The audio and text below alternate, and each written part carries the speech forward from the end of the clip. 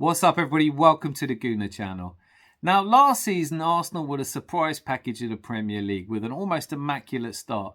At the start of the season, very few people considered us likely to make the top four because we'd bottled top four the season before.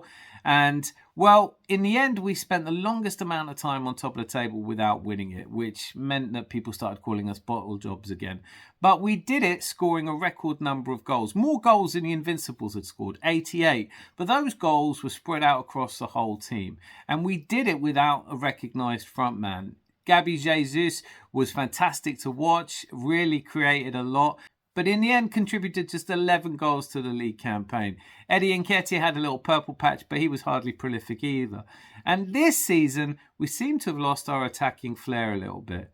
Now, if you look at the number of goals we've scored this season so far, you see that we're joint fifth on 33. And if that's extrapolated over an entire season, it sees us finishing on around 75 to 76 goals, which, although it has been enough in the last 10 years twice to win the Premier League, certainly isn't quite good enough, you would think, to mount a challenge up against the kind of teams we're up against this season.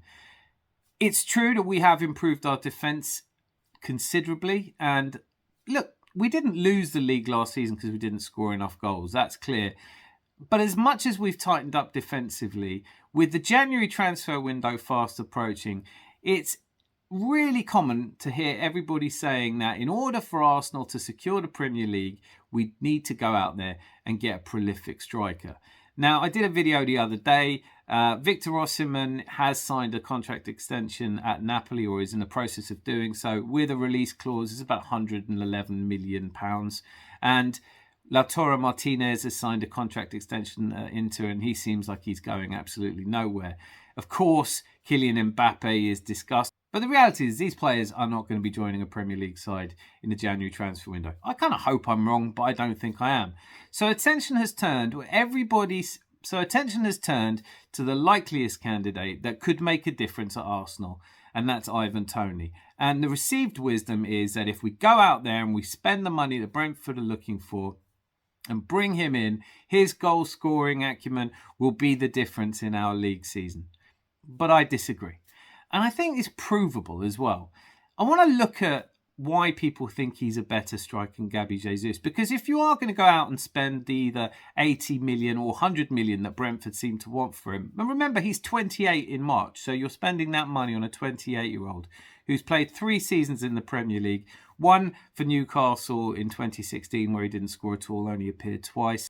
His first season with Brentford, he scored 12, 5 of which were penalties. And last season, the season that's catapulted him to the kind of status that would mean that people think he would make the difference at Arsenal, he scored 20 goals. But he did score 14 from open play and 6 penalties. But I don't think you're bringing Ivan Toney in to improve your penalty. Well, it's not like we're missing them at the moment. We score our penalties as it is. So you're really looking at the 14 goals from open play he scored in 33 games. And you're comparing that with Gabby Jesus. Now, Gabby Jesus is obviously not scoring enough goals this season. He's had some injuries, but with only 2 goals in the league, you can see why people think we need to go out and sign a striker.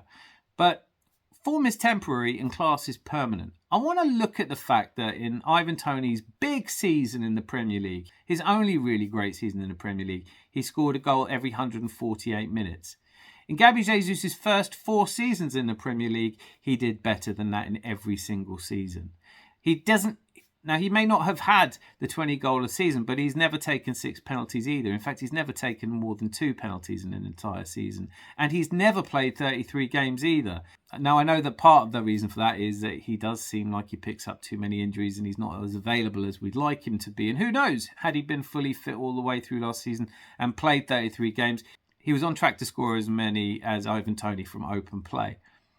But I want to look at this in terms of what it would mean if we did bring Ivan Toney in. So let's say he comes in January, and even though he hasn't played a competitive game of football since May, he's not at all match rusty, and he does as well this season as he did last season. Well, then in the 18 games that he would be available to play in the league, and presuming he doesn't get any injuries or isn't out at all, and that you've dropped Gabby Jesus completely, you would expect him to score 11 goals. But if Gabby Jesus scores at the rate that he did last season in the 18 games that remain from January to the end of the season, then you would have expected him, if he scores at the rate he did last season, to score 8.5. So does that mean that you're talking about dropping Gabby Jesus, who is exciting to watch, who causes all kinds of difficulty and is one of the best defensive forwards there is, one of the most technically brilliant footballers? Would you drop him just for the 2.5 goals extra that Ivan Toney, a 28-year-old, would bring you at a cost of £80 million, which is a huge risk if, for any reason at all, Ivan Toney doesn't replicate his form for Brentford last season? I think Ivan Toney is a good player, but £80 million, which is about the amount that people are quoting for him, dropping Gabby Jesus as a result, the impact that has on the team. Look, there is another point here, which is that January is not the kind of time you bring a player in to settle straight in. Even one who's been playing football in the Premier League, even a Leandro Trossard, who came in and did such a great job for us in January, they don't hit the ground running in a new team straight away. So might be more realistic to expect him to get 5 or 6 goals, in which case Gabby Jesus could probably do that. I do think we need to score more goals, but I think we have to concentrate on why those goals aren't being scored at the moment. It's not like, look, I will say, just so that we're all clear, I don't think that Gabby Jesus is as clinical as he needs to be. And I don't think Eddie Nketiah is quite the player that we need to win the Premier League. And do I think Ivan Toney is an upgrade on Eddie Nketiah? Yes, I do. But Eddie Nketiah knows his role in the team. He's a squad player. He wants to take his chances when he can to get a place in the first team. But it hasn't happened for him so far, and he hasn't kicked up a massive fuss. Do I think if you put Ivan Toney on the bench that he'd be happy with it? No, I don't. So let's be clear. Gabby Jesus in his career hasn't played in the second division, hasn't played in the Championship, and Ivan Toney has spent most of his career there. Gabby Jesus has been playing at the top level, and in that time, he's played 243 times and scored 87 goals. Ivan Toney, who is older than Gabby Jesus, and I keep saying it will be 28 at next March, he's played 331 games and scored 139 games. He's not that much more prolific. I'm not saying Ivan Toney isn't a good player, but I can understand if you were to have the money to go out and buy a Victor Osimhen or a Kylian Mbappe or, Lautaro Martinez. Could they make the kind of difference? Absolutely. And I think there are a handful of players in the world where you do think, whatever the circumstances, they will bring you goals. I could even make a case for bringing Lewandowski, who's coming to the end of his career and isn't as prolific as he needs to be right now. But Ivan Toney, for the amount of money they're asking, because he had one good season for Brentford, and I don't care what you think of Ivan Toney, if you think he's the best thing since sliced bread, I don't think it's worth the risk. I don't think you can realistically put 80 million down on a player. If it doesn't work, you're not going to move him on, and then you won't be able to sign anyone. I know Terry Hughes on the Football Terrace said recently, called out to Arsenal fans, don't accept this talk of bringing in Victor Osimhen in summer because it's just a smokescreen so that you don't get upset when you don't sign Ivan Toney. Well, let me just be clear. I won't be upset if we don't sign Ivan Toney and we don't bring in a striker. I think if we have to try and win the league this season by improving the creativity from the midfield, by getting more out of the players in those positions who are starting to mesh together, or just by shoring up their defence and going out and getting a couple of utility squad players to make sure we have cover in defence, I think that is a better route to the Premier League than the 11 goals you would expect Ivan Toney to bring.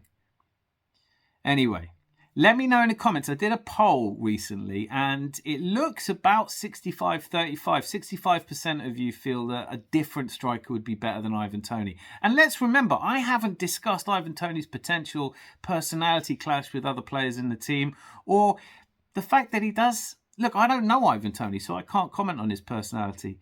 But for me, there are lots of reasons why I wouldn't sign Ivan Toney. I think he's too old, the price tag is too high, and he's had one really good season in the Premier League. That's not enough for me to drop Gabby Jesus. Let me know what you think in the comments. Thank you so much to all of you who've subscribed, commented and clicked like. It means absolutely everything to me. And if you've liked this video, then click like. If you disagree with my point on Ivan Toney, you think I'm mad or I'm wrong, let's discuss it in the comments. I answer every single one. Anyway, for me, Ivan Toney is a big no in the January transfer window. And apart from anything, I'm not sure we have that kind of money anyway. So, till I see you again, be lucky. Lots of love.